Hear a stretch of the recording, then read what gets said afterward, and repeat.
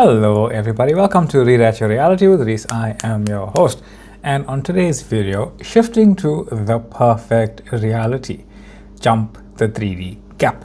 Now, quite a few questions, very long one, especially on the previous video about various things. I'm just going to unpack the base of it from the ground up onto what reality creation is, jumping over these three-dimensional experiences and shifting to your desired reality and what the circumstances popping up actually mean. So you see circumstances because you are lighting up the story and the polarity of it appears immediately. And you can think about this, right? Think about a relationship that you maybe are imagining. You don't perceive circumstances for a relationship with someone you don't care about, but you can understand that they would be there were you to choose that version of reality. But why does it appear immediately? Because it's always there. The circumstances are always present, so is your desired reality. Because you are the dead center of the divine mind in your own point of view as awareness itself, whenever you choose something, you are lighting up everything about it. That's why you see the circumstances almost immediately. And here's the thing, when you want perfect circumstances, when you want to shift to your perfect reality, you don't know what that looks like. You only assume that circumstances must look a certain way right now for you to experience the outcome you desire. But reality doesn't work like that. The way reality works is that you are reality and you can shift to your desired experience right now, regardless of what the circumstances look like. And that is actually perfect shifting to your desired reality, because you realize you are awareness and you shift perfectly to your desired end, or any desire, frankly, right? Because you are reality. So when you are experiencing something, a desire, you are shifting to the version of you who is experiencing it and experiencing it as that version of yourself. So basically that whole reality thread, it's not happening concurrently with your experiencing of reality. All of reality is simultaneously happening right now, just over and over and over and over and over again. It's basically stillness, and you are giving movement to the stillness. So your dream life is just a still selection of frames that you are referring to as your dream life. So when you shift to that experience of reality, you are actually shifting to an entire new world created from your own awareness and for your experiencing of it. It's already created, but you are bringing it from the unseen parts of your awareness to the seen parts of your awareness. And from a 3D point of view, you have no idea what circumstances truly look like from a bird's eye perspective or from God's eyes perspective. You are in the frame, but your awareness can be in any frame. That's where we are, as in the smaller awareness opposed to that greater awareness. Not smaller physical self, smaller awareness or lesser awareness. You are not less powerful as that greater awareness. You're the same power, you're the one power. There's only one power. You're just less aware. That's it. Because even that's polarity, because it's just complete awareness and then your awareness, which is how that greater awareness experiences itself, because it needs something to be aware and not aware of itself at the same time, which is you. So you can easily assume that no matter what the circumstances appear to be, they are already perfect. Why? Because God made everything.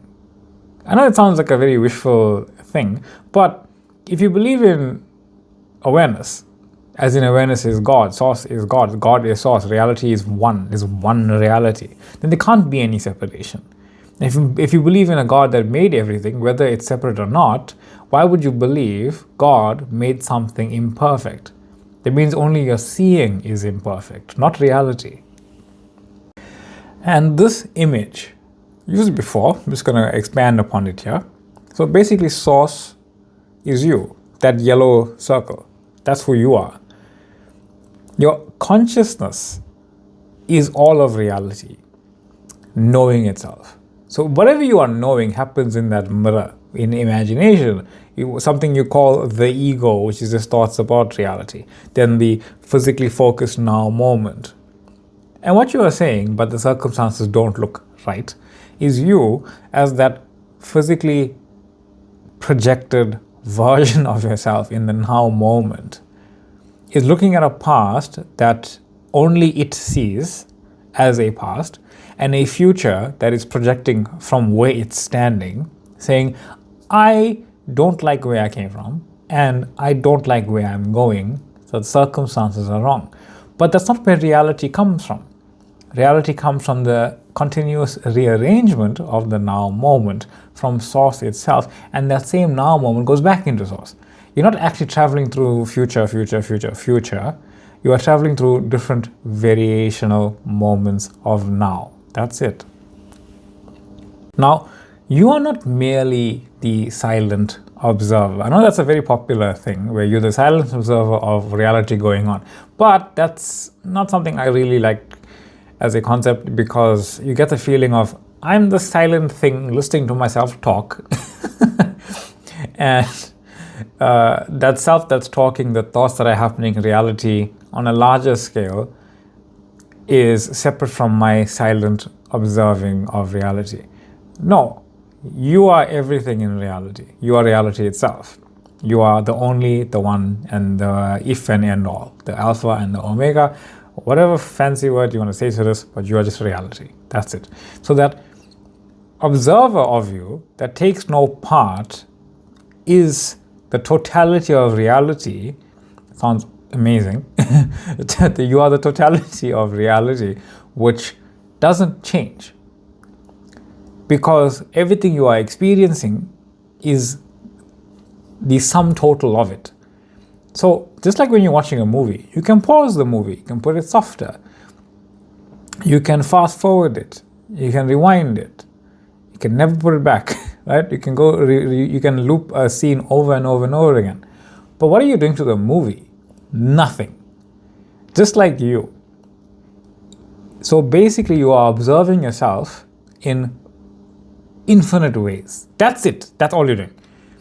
It's reality observing itself in infinite ways. It can't change itself. It's only experiencing what's already there.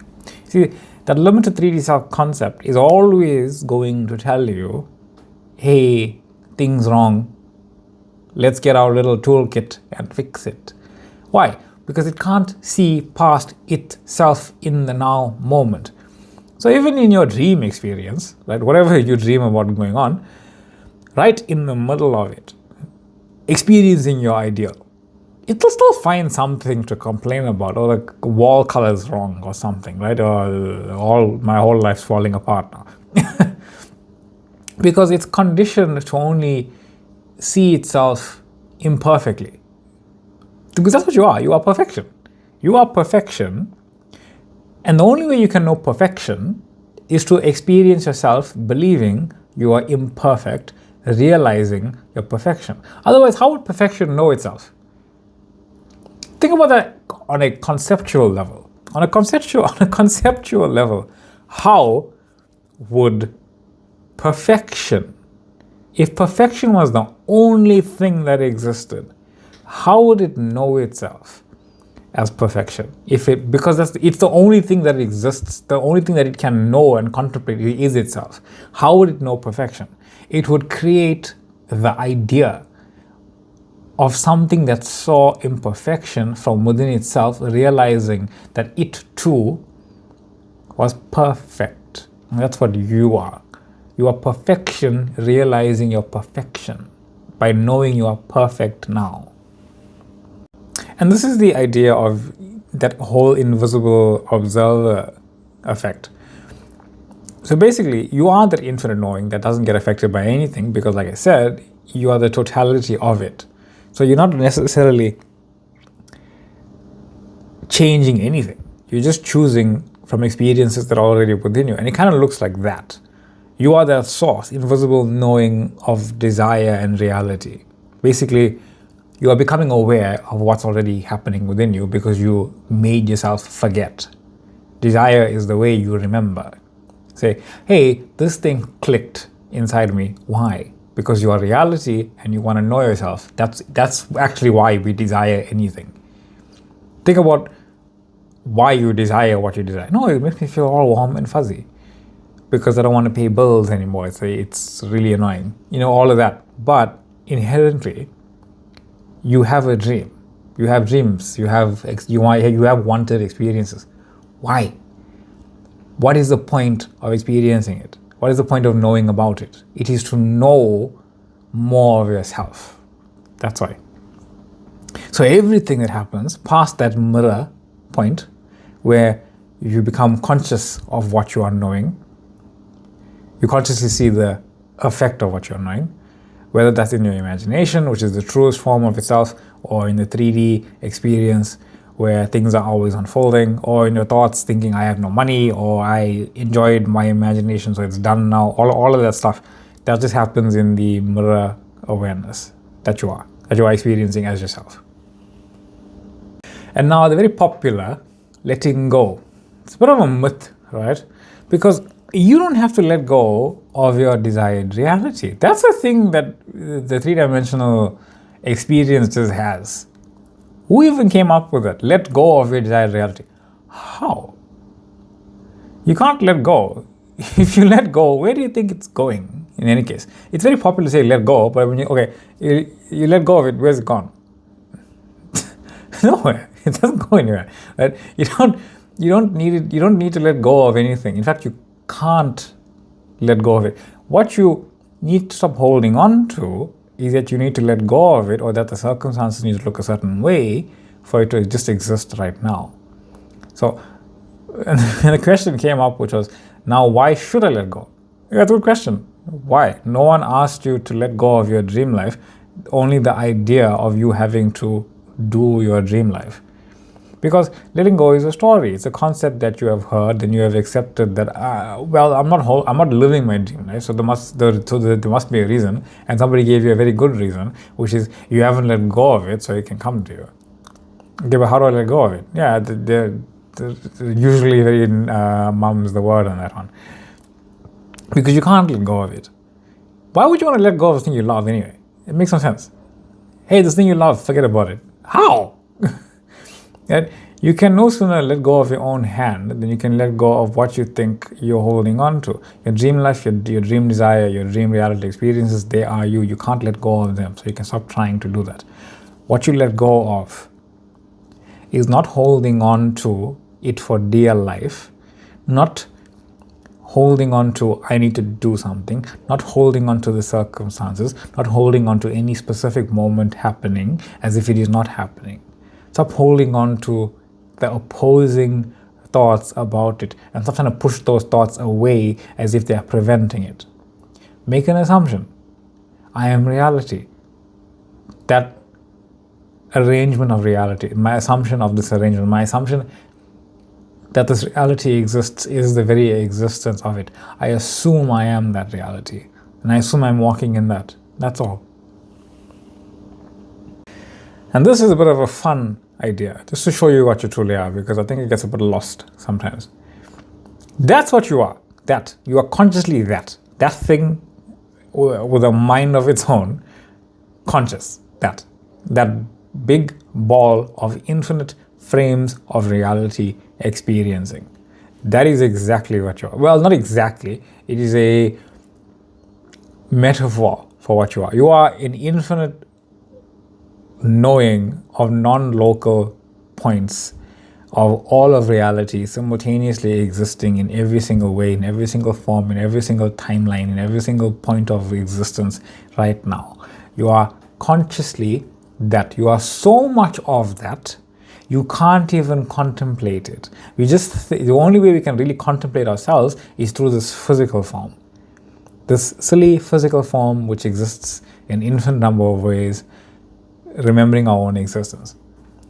And that's what you are doing when you desire something. You are basically saying, okay, I understand I am infinite. I am infinity. Whoop-de-doo. I don't want to experience infinity, I am infinity. But I want to experience what I desire as infinity, meaning I have what I desire and I have the infinite, abundant experiences of all of it. So what are you really doing then? When you imagine something, you are basically saying, I'm going to focus on this idea. I'm going to focus on my assumption that I am this experiencing of reality. When I say focus, I don't mean like burn a hole through your own mind. So as focus, imagine your life that you would like, that you would prefer, that your preferred experience of reality. See it, that your focusing is being it now. Your focusing is being the assumption of it. Don't be like, oh no, but he'll never look at me like that, or she'll never talk to me. No, it already exists. A version of it already exists. Drop the how, drop the circumstances, drop the why, drop the when, drop all of that. Say, who? I am reality. What? That. And I am here. My assumption is that this is reality now. My assumption is that I am this reality now. My assumption is that I am experiencing this reality now. And my assumption is that I am this identity now, regardless of anything. And that's what you're doing. And the reason the past and the future seem very, very fixed is because we're very used to telling a very consistent story about reality. I am here, they are there, this is how reality is. You keep experiencing it over and over again. Sometimes you have a thought and I wish that it feels a little different, then it starts to feel a little different, and then you fear something and it goes back to square one. Usually because you just don't know any better, you're unconscious about the whole thing. So you end up saying, well, these circumstances keep happening, and you end up looping the loop. And why do you believe that other people can't be fixed or changed? It's because you believe for yourself that I can't choose something else, that I can't choose something different for myself. I can't see another version of reality where I'm different, and if I'm different, everyone else is different. That's what you're basically saying. So instead, as reality, see them as you would like everything to be, and be that version of yourself as reality and assume you already are. You see, from here, this image, you can see that, hey, from that physically focused viewpoint, that physically focused viewpoint is never creating. It's me as source saying I am that physical viewpoint, and I'm creating another version of it. That's why everyone seems the same all the time, because I keep thinking I'm this physical viewpoint as source, seeing things, wanting them to change. But they're never going to change if you keep seeing yourself as the same physical viewpoint. If you see yourself as reality and you choose to see reality as you would like it to be, then it automatically shifts your three-dimensional reality, because you have shifted from within.